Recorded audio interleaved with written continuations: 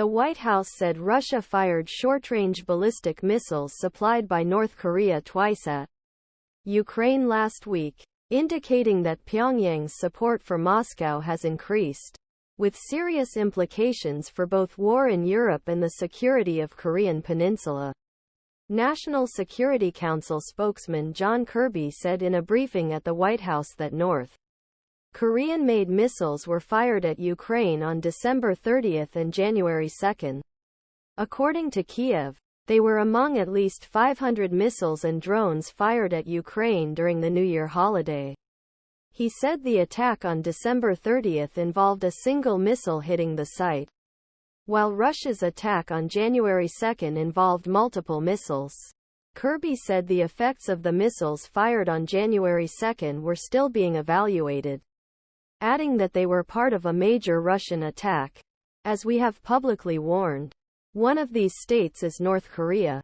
The introduction of North Korean weapons into the war in Ukraine would reverberate 7,500 kilometers east of the Korean Peninsula, Kirby and analysts told CNN. During the briefing, Kirby talked about the U.S. government's belief that Russia was supplied with North Korean ballistic missiles used to strike Ukraine.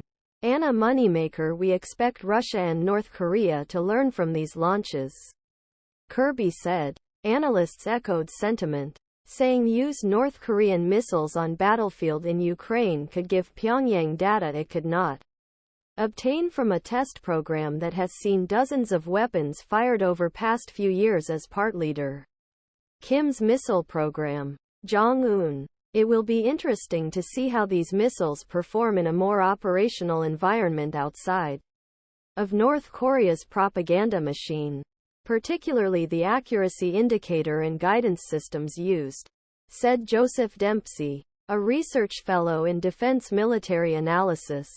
Ankit Panda, senior fellow in nuclear policy program at the Carnegie Endowment for International Peace, said Russia's use of missiles against Ukraine allowed it to collect data on how North Korea was penetrating defenses similar to those that South Korea and United States could field. Korean Peninsula. From a technical standpoint, I think the North Koreans will be quite interested in how well their missiles fare against Western missile defense systems, he said.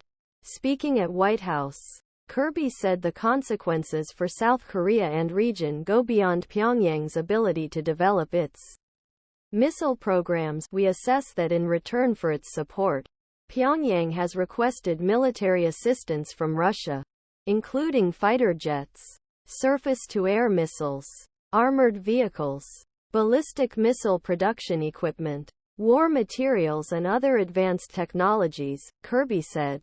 Video ad feedback. Top Ukrainian general has a warning about this Russian weapon. 0238 source CNN. The areas Kirby flagged are areas where North Korea's East Asian rivals are thought to have major advantages over the isolated country. For example, all three have advanced F-35 stealth